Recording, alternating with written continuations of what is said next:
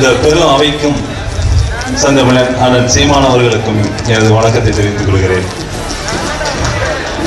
ஐயா நம்மாழ்வாருடைய நீண்ட கால இந்த வாழ்க்கை பாதையை ஒரு 5 பிரிவா சொல்லிடணும்னு நினச்சிக்கிட்டு இருக்கிறேன். முதலாக கல்லூரியை முடித்த உடனே கோயில்பட்டியில் வேலைக்கு போகிறாரு.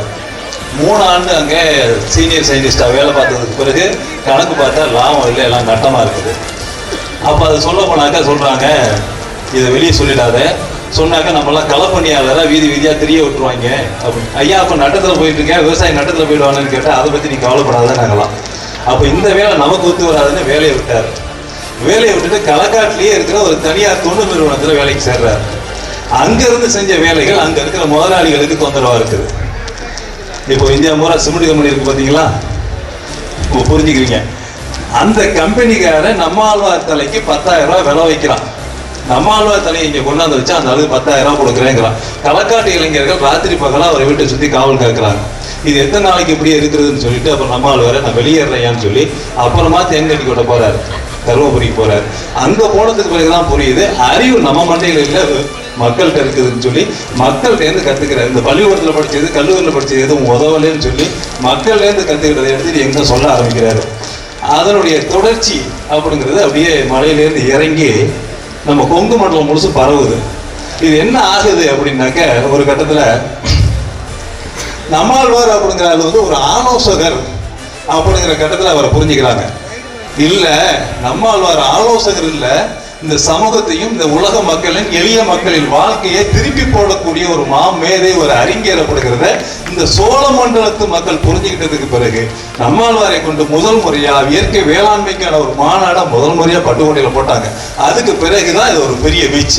2004க்கு பிறகுதான் இயற்கை வேளாண்மையுடைய பீச்சுங்கிறது தமிழ்நாடு முழுசும் வேக வேகமாக போச்சு. இது அடுத்த 3வது பாட்டு பார்த்தீங்கன்னா, சுனாமினால நிலங்கள் பாதிக்கப்பட்டு இது மீட்கவே முடியாது அப்படின்னு சொல்லிட்டாங்க. என்ன சொல்லியிருந்தாங்கன்னா, நம்ம எம்.எஸ். சுவாமிநாதன் ஃபவுண்டேஷன்ல இருந்து வந்திருந்தாங்க, இந்திய தேசிய வேளாண் ஆராய்ச்சி நிலையம், தமிழ்நாட்டில் இருக்கிற ஆராய்ச்சி நிலையம் எல்லாம் சேர்ந்துட்டு இந்த சுனாமினால் பாதிக்கப்பட்ட நிலங்களை மீட்டெடுக்கிறதுக்கு ஒரு 50லிருந்து 55 ஆண்டுகள் ஆகும்னு சொல்லி பத்திரிகை செய்தி கொடுத்து பத்திரிகையில் செய்தி ஆயிடுச்சு. அப்போ இது வரைக்கும் இந்த உழவர்கள் என்ன பண்ண முடியும், தொழிலுக்கு என்ன பண்ண முடியும், வாழ்க்கைக்கு என்ன பண்ண முடியுங்கிற கேள்வி. ஒரு ஆண்டுக்குள்ள அந்த சுனாமி நிலங்கள் பாதிக்கப்பட்ட அந்த ஒரு ஆண்டுக்குள்ள அங்க பெரிய மாற்றங்கள். என்ன மாற்றம் அப்படின்னா, 3 மாசத்துல தமிழர்களுடைய மரபு அறிவை கொண்டு அந்த நிலம் மீட்கப்பட்டு அங்க அறுவடை ஆயிடுச்சு. எந்த நிலத்துல 50 ஆண்டுக்கு இடையில விவசாயம் பண்ண முடியாதுன்னு சொன்னாலும் விளைய வைக்க முடியாதுன்னு சொன்னாலும் அங்க 3 மாசத்துல நிலம் மீட்கப்பட்டு அங்க விளைச்சல் வந்துருச்சு. இதை பாக்குறதுக்காக அங்க இருந்து வந்தாரு பாருங்க, அமெரிக்காவில இருந்து பில் கிளின்டன் வந்தாரு பாருங்க. அவர் வந்துட்டு என்ன இவ்வளவு பெரிய மாற்றம் நடந்திருக்கு, உலகம் முழுசும் அப்படி அப்படியே போட்டு வச்சிருக்கிறாங்க, உலகமே நாஸ்தியா போயிட்டு இருக்குது, இது உங்க ஊரால யாருக்கு படலையா அப்படின்னாரு. யாருக்கு படலை அப்படின்னாரு. நான் போகும்போது உங்க கலாம்கிட்ட சொல்லிட்டு போறேன், போகும்போது சொல்லிட்டு போனதுக்கு அப்புறம் அங்க கலாம் அவசர அவசரியா கோணத்தை கட்டிக்க அந்த மாதிரி வேகமா இங்க வந்து சேர்ந்து பார்த்தாரு. அதுக்கு பிறகு சில மாற்றம். அடுத்ததா பாத்தீங்கன்னாக்க, நம்ம இப்படி சுத்திக்கிட்டே இருக்கிறோம், இப்படி சுத்திக்கிட்டு இருக்கிறது சரியில்லை, நமக்குன்னு ஒரு இடம், நமக்குன்னு ஒரு பயிற்சி மையம், நமக்குன்னு ஒரு பண்ணை வேணும் அப்படின்னு சொல்லி வானகத்தை உருவாக்கணும்னு சொல்லி வானகத்தை உருவாக்குனார். அங்க இருந்து சில வேலைகளை செய்யும்போது அதுல சில மாற்றங்கள். அப்படி செஞ்சுக்கிட்டு இருக்கும்போது தான் இங்க மீத்தேன் எடுக்கிறேன்னு சொல்லி ஆரம்பிச்சாங்க. அப்போ நம்ம மருத்துவர் ஐயா பாரதி செல்வன், எங்களுடைய தகப்பனார் ரலினு, இவங்கெல்லாம் சேர்ந்துக்கிட்டு பேரழிப்புக்கு எதிரான பேர் இயக்கம்னு சொல்லி ஒரு அமைப்பை உருவாக்கிக்கிட்டு அதுல இருந்து போராடிக்கிட்டு எழுதிக்கிட்டே வந்தாங்க. ஒரு கட்டத்தில் சொல்லிட்டாங்க 2012 இது இப்படியே போச்சுனாக்க எங்களால் இதை எதிர்கொள்ள முடியாதுன்னு தெரியல, எதுக்கு நிற்கிறோம், பெரிய ஆளா நிற்கிறான், பூதமா நிற்கிறான், அந்த பூதத்துக்கு முன்னாடி நிறுத்துறதுக்கு ஒரு பலமான ஆள் வேணும், அது நம்மாழ்வாரா இருந்தால் சரியா இருக்கும்னு நினைக்கிறோம். நம்மாழ்வார்கிட்ட வந்து பார்த்து இது சம்மந்தமாக பேசலாமான்னாங்க. வாங்கன்னு சொன்ன உடனே ஒரு குழுவை வந்து கேட்டாங்க. ஒரே வார்த்தை தான் சொன்னாரு, ஐயா என் உயிரே போனாலும் சரி அங்க ஒரு புடி மண் எடுக்க விட மாட்டேன், நான் அங்க வர்றேன், என் வாழ்நாள் முழுசும் அங்க இருக்கிறேன் அப்படின்னாரு. அதே மாதிரி இங்க வந்தாரு, வந்ததுக்கு பிறகு ஒரு படி மண் எடுக்க விடல, அவர் உயிர் இங்கேயே போச்சு. அந்த ஒரு இறுதி மரண சாசனம் ஒன்று இருக்கு, அதை இறுதியா சொல்றேன். அந்த போர் அப்படிங்கிறது எளிய போர் அப்படின்னு நம்ம வேற வேற மாதிரி புரிஞ்சிருப்போம். நம்மாழ்வார் இந்த ஒவ்வொரு மனிதனுடைய வாழ்வும் வளமும் அவனுடைய வருவாயும் எப்படி கட்டமைக்கப்பட்டிருக்குங்கிறத புரிஞ்சு அந்த தளத்திலிருந்து வேலை செஞ்சாரு. அதனுடைய நீட்சியா தான் இப்ப இருக்கிற பணிகள் தொடருது. அந்த இறுதி மரண சாசனம் இருக்கு இல்லையா, அது ரொம்ப முக்கியமானது. டிசம்பர் 6ஆம் தேதி பழனியில் நடந்த நாம் தமிழர் கட்சியினுடைய இளைஞர் பாசறை கூட்டம். அது டிசம்பர் 1ஆம் தேதி சொல்றாரு என்கிட்ட, ஐயா நான் 6ஆம் தேதி அங்க இருப்பேன், 7ஆம் தேதி நம்ம அந்த சுற்றுப்பயணத்தில் இருப்போம் அப்படின்னாரு.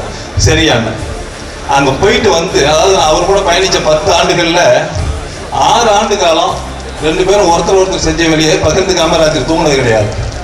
வந்த வேகத்துல சொன்னாரு, ஐயா ஒரு 300 இளைஞர்களை நம்மாழ்வாரை நம்பி அங்க உட்கார வச்சிருந்தாரு சீமான் அப்படின்னாரு. என் மேடையில் பேசி பக்கத்தில் உட்காந்து வச்சிருந்தாங்க. அவருடைய உணர்ச்சிகளை நீங்க கவனிக்கணும். அவருடைய அந்த நம்ம நினைக்கிறோம் நம்மாழ்வாருங்கிறது ரொம்ப பெரிய வயசானவர், ஒரு மாதிரியான எண்ணம் அப்படின்னு. அவருடைய அந்த குழந்தை தன்மை அப்படிங்கிறத யோசிச்சீங்கன்னா, அவர் சொன்னார், ஐயா என் பக்கத்தில் சீமான் போட்டு பக்கத்தில் உட்கார வச்சுட்டாரியா, அங்கே கொஞ்சம் சுண்டலும் கொஞ்சம் பண்ணில் பிஸ்கட்டும் கொடுத்தாங்க, சிறுதானியத்தில் பண்ண பிஸ்கட்டும் கொடுத்தாங்க, சுக்கு காப்பி கொடுத்தாங்கயா, ரொம்ப பசியில் இருந்துச்சு, நான் தின்னுட்டேன். தின்ன உடனே நான் தின்னுட்டேங்கிறத பார்த்த உடனே அவர் கையில் இருந்தது என்னிட்ட கொடுத்து நீ தின்னியான்னு சொல்லி, ஐயா நீங்க சாப்பிடுங்கன்னு சொல்லி என்கிட்ட கொடுத்துட்டாரியா. இருந்து கவனிச்சாங்க ஏன்டா கூட. தன்னை ஒருத்தர் கவனிக்கிறாரு, அண்ணா மாதிரியான ஒரு உயர்ந்த நிலையில நீங்க அரசியல் செய்யக்கூடிய ஒருத்தர் தன் பக்கம் திருப்பி இருக்கிறாங்க, தன்னை கவனிக்கிறாங்க, தன்னுடைய உணவுல கூட அந்த கவனத்தை திருப்பி இருக்கிறாங்க அப்படிங்கிறது நம்மளுக்கு அது எந்த அளவுக்கு ஆழமா தச்சு இருக்குங்கிறது முதல் முறையா அவருடைய வார்த்தைகள்ல நான் முதல் முறையா பார்த்தேன். அது பிறகு சொன்னாரு, இங்க பாருங்க நாம பேசிக்கிட்டே இருக்கிறோம், பெரு தலைவர்கள், நான் இன்னைக்கு பேர் சொல்ல முடியாத ஒரு தலைவர், இன்னைக்கு நம்ம 100 ஆண்டுகளை தாண்டி கொண்டாடிக்கிட்டு இருக்கிற தலைவர். நம்ம புதுக்கோட்டையில கீரனூர்ல நடந்த கூட்டத்தில் பக்கத்துல மேடையில் உட்கார்ந்தாங்களா நம்மாழ்வார் அவரும். அப்ப அவர் மெதுவா காதுக்குள்ள வந்து கேட்டாரா, அவங்க 2 பேரும் 40 ஆண்டு கால பயணம் கோயில்பட்டியில துணைங்கி. நம்மாழ்வார் நீங்க காலச்சக்கரத்தை பின்னோக்கி இழுக்கிற மாதிரி தெரியுது அப்படின்னு கேட்டாராம். இல்ல தோழர், இது வேகமா அழிவு நோக்கி ஓடிக்கிட்டு இருக்குது, கொஞ்சம் இழுத்து பிடிச்சா அழிவு தாமதமாகுமேன்னு இழுத்து பிடிக்கிறேன் அப்படின்னாரு. இன்னைக்கு முற்போக்குவாதிகள், இந்த சீர்திருத்தம் பண்ணக்கூடியவங்க அப்படின்னு நினைச்சுக்கிட்டு இருக்கவங்க எல்லாருமே ரஷ்யா மாதிரியோ சீனா மாதிரியோ நம்ம யோசிச்சுட்டு நிற்கிறோம். இந்தியாவை ஒருபோதும் கார்ல் மார்க்ஸும் எங்கெல்ஸும் புரிஞ்சிக்கவே இல்லை. இங்க இருந்து அவனுக்கு தகவல் தொடர்பே இல்லை, என்ன நடக்குதுன்னே தெரியல, இந்த கட்டமைப்பு எப்படி இருக்கிறதுனே புரியல. அதை இங்க நம்ம நிகழ்த்தணும்னு நினைக்கிறோம். அது இல்லையா, இங்க பல பேர் பங்கேற்கக்கூடிய உற்பத்தி முறை தான் வேறும், பெரும் உற்பத்தி நமக்கு வேண்டாம் அப்படிங்கிற இங்க இருக்கிற இந்த தத்துவம் இருக்கு இல்லையா, இதுதான் நமக்கு வேணும் அப்படின்னாரு. அப்ப சொன்னாரு, ஐயா இந்த தமிழ்நாட்டின் தலையெழுத்தை மாற்றி எழுது கொண்டிருக்கிற ஒரு தலைவன் நம்மளை புரிஞ்சுக்கிட்டான். ஐயா மாற்றி எழுத போற இல்ல, தமிழ்நாட்டின் தலையெழுத்தை மாற்றி எழுதி கொண்டிருக்கிற ஒரு தலைவன் நம்மளால அவர் புரிஞ்சுக்கிட்டான். ஐயா இனி தமிழ்நாட்டோட தலையெழுத்து மாறும், இங்க மாற்றம் நிகழ்ந்தே தீரும், இனி இதெல்லாம் பார்த்துக்கிட்டு இருக்கிறது இல்லை அப்படின்னாரு. இது தன்னுடைய மரண சாசனம். இதை ஒட்டி தான் அன்னைக்கு மருத்துவர் பாரதிச்செல்வன் ஐயாவுடைய மருத்துவமனையிலேருந்து அப்படி தொடர்ந்து புறப்பட்டு போகும்போது காரில் போகும்போது பேசிட்டு போறோம். அதை ஒட்டி தான் தன்னுடைய மரண சாசனத்தையும் சொல்றாரு. தான் மரணிக்க போறதையும் அறிவிக்கிறாரு, அந்த மரணம் எப்படி கௌரவமா நடக்கணுங்கிறதையும் அறிவிக்கிறார். அப்படி மரணம் தனக்கு முன்னரே தெரிஞ்ச பிறகும் முள்ளிவாய்க்கால்ல அவர் நடந்து போகல, தூக்கிட்டு போய் தான் வைக்கிறாங்க. அதனுடைய இறுதி நிகழ்ச்சியாகவும் அவருக்கு மனசுக்கு பிடிச்ச இடமா அமைஞ்சு போச்சு. பிடிச்சவங்க மத்தியில பிடிச்சவங்க அந்த பொறுப்பு கை மாத்தி கொடுக்கிறார், நீங்க எல்லாம் செய்யணும் போகணும் அப்படின்னு சொல்லி. ஆனா அவர் மனசுல யார் இருந்தாங்கன்னா, இதை அரசியல்படுத்துவதற்கும் இதை பெருமக்கள்கிட்ட எடுத்துட்டு போறதுக்கும் இதை நல்லா புரிஞ்ச ஒரு தலைமகன் அப்படிங்கிறது அண்ணன் செந்தமிழ் சீமான் அதை எடுத்துட்டு போவார் நம்புறாரு. ரொம்ப முக்கியமான இன்னொரு புள்ளி, நம்மாழ்வார் இறந்து தஞ்சை பாரத் கல்லூரியில நம்ம இங்க இறுதிச் சடங்குக்கு வச்சிருக்கிறோம். 2 நாள் கூட ஆகல, பிணத்தை எடுக்கல. அதுக்குள்ள சொல்லிட்டாங்க, நம்மாழ்வாரிசம் முடிஞ்சு போச்சு, இனி இயற்கை விவசாயம் நடக்காது, இனி வானகம் இருக்காது அப்படின்னாங்க. அண்ணன் செந்தமிழன் சொன்னாரு, நாளைக்கு அண்ணன் சீமான் வருன்னு இருக்காரு, இறுதிச் சடங்குக்கு உறுதியா வந்துருவாரு அப்படின்னாரு. நம்மாழ்வாருடைய இறுதிச் சடங்குல கலந்து கொண்ட ஒரே அரசியல் கட்சி தலைவர் அப்படின்னு அண்ணன் மட்டும்தான். அப்ப கொண்டு போய் என்னை அறிமுகப்படுத்தினாங்க. அன்னைக்கு இருந்த பரபரப்பு எனக்கு ஒரே கலக்கம். எல்லாரும் நம்மாழ்வார் சொல்லிட்டாரு, எனக்கு பிறகு ஏங்கல்ஸ் இந்த வேலைக்கு எடுத்துட்டு போவோம் அப்படின்ட்டாரு. எனக்கு அவரு பிணமா கிடக்கும் போது எனக்கு தெரியல நம்மாழ்வார் கூட இருக்கிறாரு அப்படின்னு நான் நம்பிக்கிட்டு இருக்கிறேன். ஆனா அவர் கொண்டு போய் மண்ணுக்குள்ள வச்சுட்ட உடனே எனக்கு அவருக்கு காணுமா, கண்ணில் பார்க்க முடியலையா, கண்ணில் பார்க்க முடியலன்னு என் உடம்புல நடுக்கம் வந்துருச்சு, மனசுல பதக்கம் வந்துருச்சு, என்ன செய்ய போறோங்கிற ஒரே கலக்கம் ஆயிடுச்சு. அப்புறம் தான் அழுதானா. அங்க இருந்து நான் ஊருக்கு வந்ததுக்கு பிறகு வீட்டுல உட்காந்து அழுதுகிட்டு இருந்தேன். அவர் அங்க கிடைக்கையில நான் ஒரு மாதிரி கொண்டாடிக்கிட்டு இருந்தேன். ஏன்னா என்னுடைய மரணத்தை நீங்க கொண்டாடணும், நல்லா வாழ்ந்துருக்கிறேன், நல்லா வாழ்னா தானே நீங்க அழுகணும், நல்லா வாழ்ந்த மரணத்தை கொண்டாடுங்கடான்னாரு. ஒரே நடுக்கம், பதட்டம், பயம். அப்பா என்னமோ சொல்றாரு, எனக்கு எல்லாமே மண்டையில் ஏறல. ஆனால் திரும்பி போயிட்டு இருக்கும்போது எனக்கு ஒரு போனு, இருங்க அண்ணா உங்கள்கிட்ட ஒரு நிமிஷம் பேசணுன்னாரு அப்படின்னாரு. பார்த்தா சீமான் லைன்ல இருக்கிறாங்க. ஒரே ஒரு வார்த்தை தான், தம்பி நீ எதை நினைச்சு கவலைப்படாத, நம்ம அப்பா எடுத்துட்டு போன வேலையை நம்ம தொடர்ந்து எடுத்துட்டு போவோம், அண்ணன் அவன் கூட இருக்கிற, நீ எதை வேணாலும் செய்யலாம், நான் கூட இருக்கிறேன்டா. அந்த ஒரு வார்த்தையில இந்த 10 வருஷம் அந்த வேலைகளை எந்த கலக்கமும் இல்லாம நான் எடுத்துட்டு போயிருக்கிறேன். எந்த பயமும் கிடையாது எனக்கு. அந்த ஒரே ஒரு வார்த்தை 10 ஆண்டுகளுக்கு முன்னாடி கொடுத்த அந்த ஒற்றை வார்த்தை இவ்வளவு தூரம் இதை நகர்த்தி கொண்டு போறதுக்கு எனக்கு அவ்வளவு பெரிய உந்துதலா இருந்திருக்குது. இதை கடந்து நம்மாழ்வாருக்கும் அண்ணன் சீமானுக்குமான அந்த உறவுகள் இருக்கு இல்லையா, அது ரொம்ப நீண்ட நெடியதா இருக்குது. நான் நேரம் கருதி அதெல்லாமே இங்கே அவ்வளவு நேரத்துக்கு சொல்லிட்டு இருக்கிறதுக்கும் மற்றவங்களுக்கான அந்த வாய்ப்புகள் இதா இருக்கும். பல பேர் நம்மாழ்வாரை கூட்டிட்டு போய் டிவியில நான் போய் உங்களுக்கு அவங்களுடைய அதை பண்றேன் இதை பண்றேன்னு சொல்லி நிறைய நேரங்களில் நெருக்கடி கொடுத்துட்டாங்க. ஆனா தனக்கு புரிஞ்ச ஒரு உண்மையை இந்த சமூகத்துக்கு புரிய வைக்கணும் அப்படிங்கிறதுக்காக அண்ணன் சீமான் கொண்டு போய் ஒரு டிவியில உட்கார வச்சு இந்த சமூகத்துக்கு எதெல்லாம் அறிவிக்கணும்னு நினைச்சாரோ, எதெல்லாம் விழிப்பு ஏற்படுத்தணும்னு நினைச்சாரோ அத்தனையும் கேள்வியா கேட்டு இந்த பொது சமூகத்தை பார்க்க வச்சாரு, கேட்க வச்சாரு. இதெல்லாம் நம்மளுடைய இறுதி காலம். நம்மளுடைய இறுதி காலம் அப்படிங்கிறது அவரு நிறைய நேரம் பேசியிருக்காரு.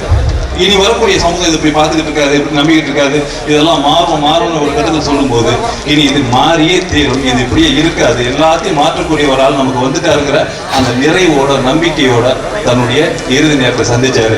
எந்த ஒரு கலக்கமும் இல்லாம இந்த வேலையை விட்டுட்டு போறோமே, யாரும் எடுப்பாங்களா எடுக்க மாட்டாங்களா, அது நடக்குமா நடக்காதா அப்படிங்கிற எந்த ஒரு கலக்கமும் இல்லாம நிம்மதியா அந்த மூச்சை விட்டார் இல்லையா, அந்த மூச்சு இறுதி மூச்சு விட்டவர் கூட இங்க வந்து நிக்கிறாரு. அவருடைய மடியில தான் அவருடைய மூச்சு போச்சு. அந்த ஒரு நம்பிக்கையும் அந்த ஒரு பயணத்தையும் தொடர்ச்சியா எந்த பொழுதும் கைவிடாம நாம் தமிழர் கட்சியும் அண்ணன் சீமான் தலைமையில தொடர்ந்து எடுத்துக்கிட்டு இருக்கிறது. இன்றைய தமிழகத்தின் இயற்கை வேளாண்மையை தூக்கி பிடிச்சு அது ஒரு நல்ல நிலையில கொண்டு வந்து நிறுத்தும் அப்படிங்கிறதும், நாம் தமிழர் கட்சியினுடைய கொள்கை அப்படிங்கிறதும் வேளாண்மை தான் பிரதானம் அப்படிங்கிறதும் நம்மாழ்வாருக்கு இருந்து நம்ம காலத்துக்கு அதான் நம்ம அண்ணன் போய் பார்த்து கேட்கும்போது, ஏய் என்னடா அப்பாவுக்கு ஒரு நாள் நமக்கு போராட்டம் பெரும்புகள் பாடுறது, வாயை திறந்தாலே அதான் அண்ணன் பாடிக்கிட்டு இருக்கிறேன் அப்படின்னாங்க. எப்போ பாரு அப்பாவோட பேச்சு தானே பேசுறேன் அப்படின்னாங்க. அந்த மாதிரியான ஒரு தலைவர் நமக்கு வந்து கிடைக்கும் போது நம்மளுடைய தலையெழுத்து மொத்தமும் மாறி நம்மளுடைய வாழ்க்கை மாறி ஒரு செழிப்பான ஒரு சமூகத்தையும் ஒரு மாநிலத்தையும் நம்ம பார்க்கணும் அப்படிங்கிற நாளுக்காக நம்ம காத்திருக்கணும். வாய்ப்புக்கு நன்றி கூறி விடைபெறுகிறேன்.